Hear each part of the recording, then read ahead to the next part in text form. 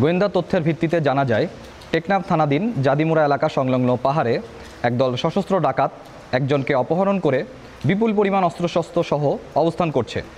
প্রাপ্ত তথ্যের ভিত্তিতে গতকাল 5 জুলাই 2025 তারিখ রোজ শনিবার মধ্যরাত 11:30 কোস্টগার্ড পূর্ব জোন অধীনস্থ বিসিজি স্টেশন টেকনাফ এবং টেকনাফ থানা পুলিশের সমন্বয়ে টেকনাফ থানাধীন জাদিমুরা এলাকা সংলগ্ন পাহাড়ে একটি বিশেষ যৌথ অভিযান পরিচালনা করা হয়।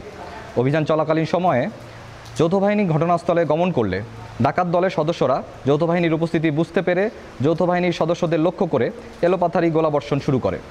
এ সময় যৌথ বাহিনী কর্তৃক আত্মরক্ষার নিমিত্তে ডাকাত দলকে লক্ষ্য করে ফাঁকা গোলাবর্ষণ করলে ডাকাত দলের সদস্যরা দৌড়ে গহীন পাহাড়ের দিকে পালিয়ে যায়।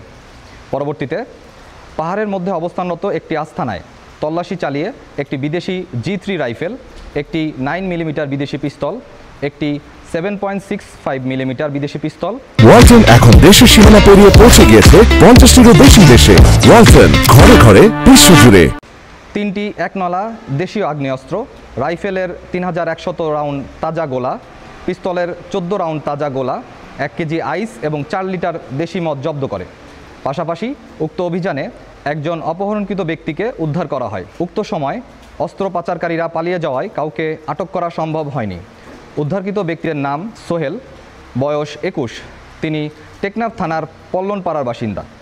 জব্দকৃত অস্ত্র, গোলাবারুদ ও মাদকের পরবর্তী আইনানুগ ব্যবস্থা এবং উদ্ধারকৃত ব্যক্তিকে পরিবারের নিকট হস্তান্তরের কার্যক্রম প্রক্রিয়াধীন রয়েছে। দেশের আইনশৃঙ্খলা পরিস্থিতি স্থিতিশীল রাখতে বাংলাদেশ কোস্টগার্ড 24 ঘন্টা টহল জারি রেখেছে, যার মাধ্যমে কোস্টগার্ডের আওতাধীন উপকূলীয় এবং নদী তীরবর্তী অঞ্চলের আইনশৃঙ্খলা পরিস্থিতি ও সকল ধরনের পাচার রোধ অনেকাংশে উন্নত হয়েছে। অবৈধ অস্ত্র পাচার রোধকল্পে কোস্টগার্ড কর্তৃক ভবিষ্যতে এ ধরনের অভিযান অব্যাহত থাকবে।